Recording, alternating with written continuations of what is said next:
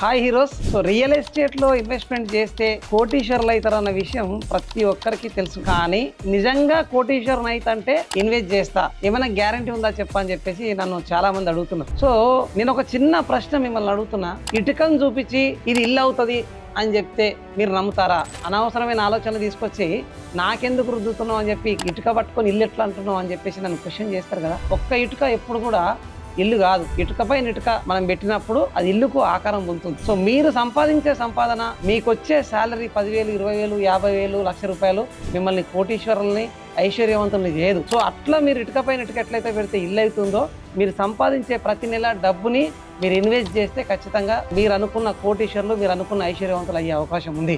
So అలాంటి అవకాశం మనకి ఏమైనా రియల్ ఎస్టేట్లో నిజంగా ఓపెన్ ప్లాట్లో ఉంది అంటే అది బ్యాంకులో లోన్ తీసుకొని మనం ఇన్వెస్ట్ చేయడమే.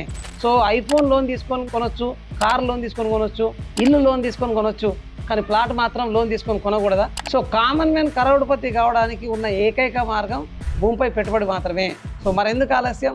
మీరు కరోడ్పతి కావాలంటే ఖచ్చితంగా ఈ రోజే భూమిపై ఇన్వెస్ట్మెంట్ చేయండి. భవిష్యత్తుని బంగారుమయం చేసుకోండి. And good luck.